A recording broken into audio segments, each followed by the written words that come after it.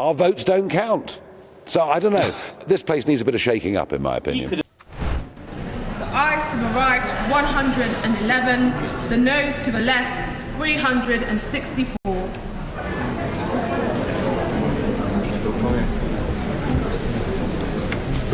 The ayes to the right were 111, the noes to the left 364, so the noes have it, the noes have it. Unlock.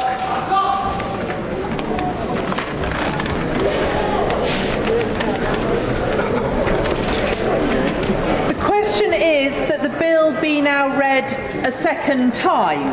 As many as are of that opinion say aye. Aye. Of the contrary, no. No!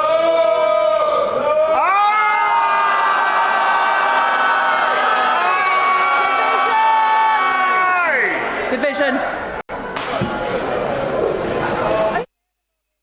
Yeah, of course.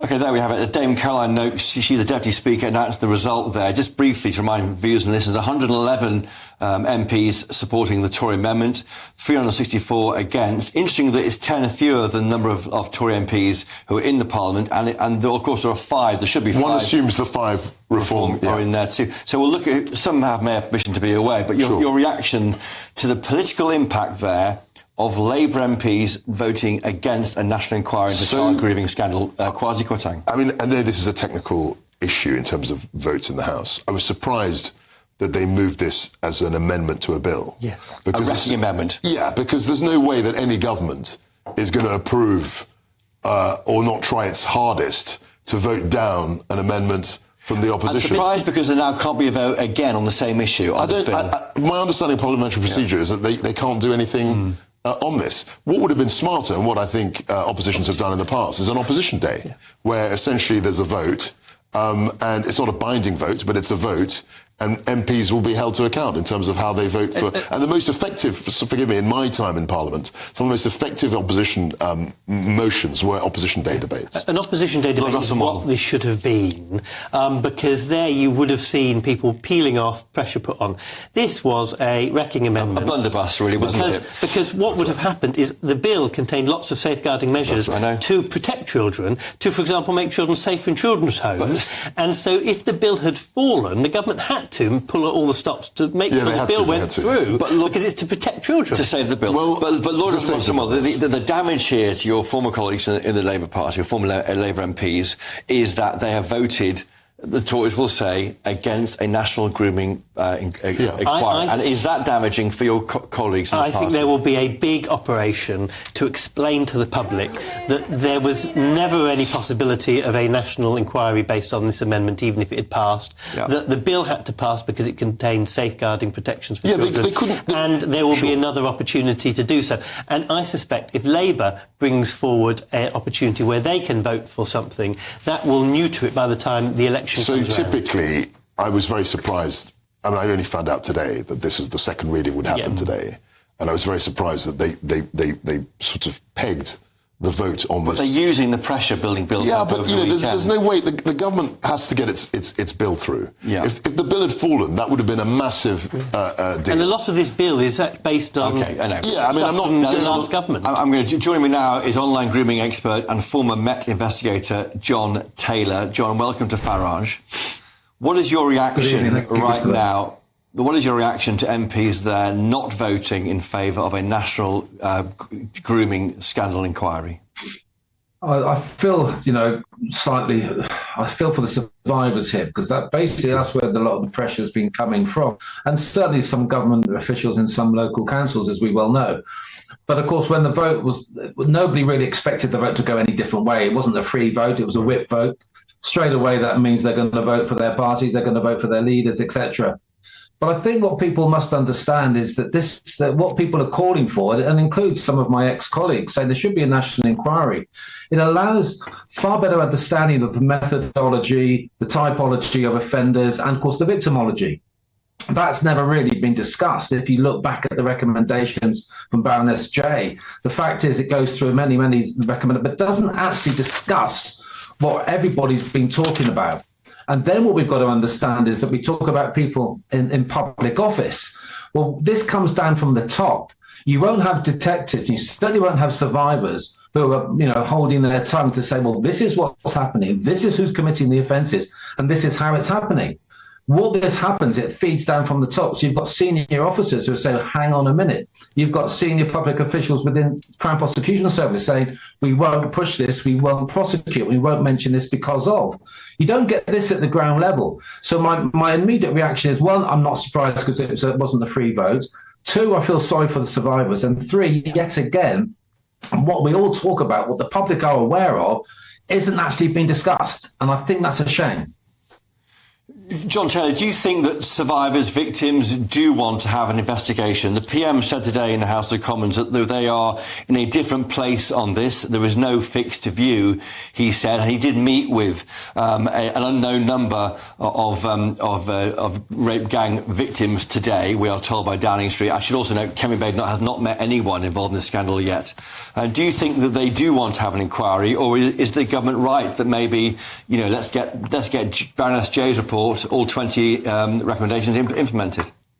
Yeah, I think yes, they do, is the answer to your question, Christopher. The recommendations, this began in 2015. If you go through the recommendations, then, what we know is there's going to be accountability, support, etc., and this thing called cultural change. What there has to be is some honesty here about, well, let's look at the grooming. Now, please, the grooming aspects of this, we're not talking about online grooming, we're talking about real grooming in real life within these cities. Why these young girls are being victims? Because they're vulnerable, they're coming from a vulnerable background, they're being deliberately targeted. You're actually looking at small organised crime groups here, because there's money involved, there's finance involved. It is the sexual abuse of these young girls, but there's money involved. And so if you imagine this organised crime group, well, that's what needs to be discussed. We've got to discuss that side of it. Is the point about a national inquiry, a public inquiry, that if it's judge-led, then the evidence is sworn on oath and no one can say you must attend and give evidence truthfully, and it can go anywhere? It can look at the role of the CPS, maybe even the DPP at the time, Sir Keir Starmer, senior police. Is that why it's different to what Baroness J has done? Exactly, because they have to stand there on oath and say this is what was discussed. Because most investigations that would have carried out, there's going to be some sort of documentation. There's going to be people saying, this is the decision I've made. They might not have said it on pen and paper, why exactly, but that's what they need to discuss, exactly what has happened here. We're now talking, going up to 20 years of what all these investigators and these survivors have gone through. So that's why it needs to be a national inquiry. So people will say, and quite specific to the area of the actual offending of these individuals, who they are, why it's happening, who these organised crime groups are, rather than the great recommendations by Baroness J. But that's far more for the whole area of child sexual exploitation. Right. Mm-hmm. We need to discuss and find out what was actually happening with these cases of grooming within these cities. And just finally, they feel let down, victims, in your view, from this. As I say, the PM says there's different views on this, no fixed view, he said. For me and Lord Russell Moyle, that did open the gateway, I think, to ordering some form of inquiry in the future. Do you think, though, that victims watching GBNews tonight would be feeling deeply let down by the Labour Party and its MPs? Yes, 100%. I mean, I've had the pleasure of meeting some victims over the time, and they want to be heard. They want people to be honest and say, well, why was this hidden? We know there's been failings. We know we can get support, they've told me, but come on, let's actually discuss it as it is. Let's be honest about what's happening within these cities to allow such awful abuse being taking place on these vulnerable children. And why do you think there's been such a nervousness about this? Is it because of the issues of race, culture, community divisions, as Kwasi Kwarteng was saying earlier? Is that why? And the victims have been overlooked? Yeah, Kwasi's quite right, and this comes from everything, from within politics regarding we don't want to lose certain votes from certain sections of society. We also don't want to be labelled. We don't want to be cancelled. We don't want to be called. And yet suddenly now it seems okay to say, oh, that means you're far right. No, it doesn't. We just want honesty. We want to know exactly what's happened to be able to make sure, because what this allows police officers and detectives to do in the future is to be able to go in and do an inquiry without fear of losing or being moved away from their position because of this. Listen, John Taylor, online grooming expert and former Met investigator, thank you for joining us tonight on Farage on GBNews. Now, joining me now is that man himself, the leader of Reform UK, Nigel Farage, live from Westminster Hall. And Nigel Farage, why didn't other MPs agree with you and order this inquiry? Oh, because Parliament is completely out of touch with the country. I promise you, this is the biggest conversation that is going on in family homes, in pubs, in clubs, all over the country. People are outraged, as we learn. And by the way, of course, Charlie Peters of GBNews, who I mentioned in the House of Commons today, has done so much incredible work on this. We learned this was happening in at least 50 towns around the UK. But Labour are in total denial over the whole thing. And I mean, don't forget, it was a Labour MP that first blew the whistle on this, Anne Cryer, back in 2002, and they've been trying to bury it ever since. And the reason is that they cannot admit at any point that the multicultural experiment has had some serious problems. And what happens next for you, Nigel Farage? You've promised by the end of the month, if there's no national inquiry ordered, you'll do one yourself. Is that still your plan?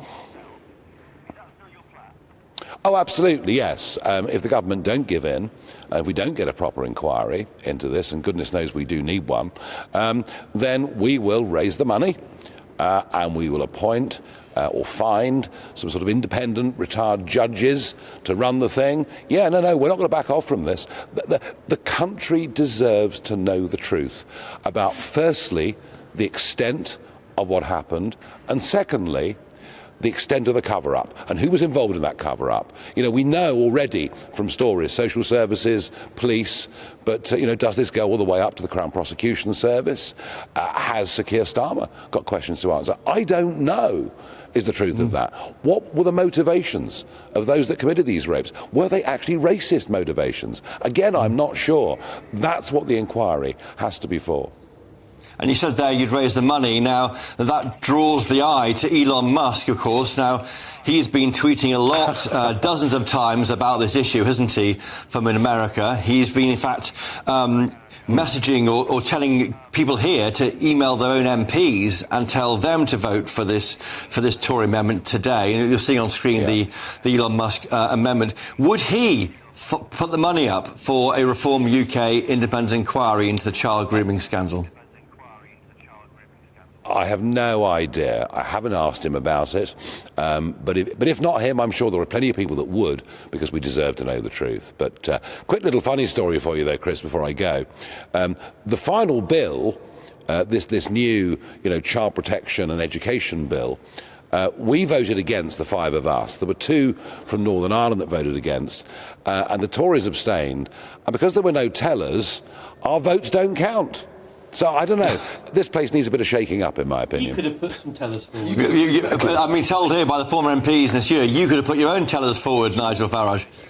Well, we didn't know the Conservatives were going to abstain. We've no idea. None of us have ever done telling before. I mean, no one tells you anything here. Okay. No, it's true. Well, you can only learn as you...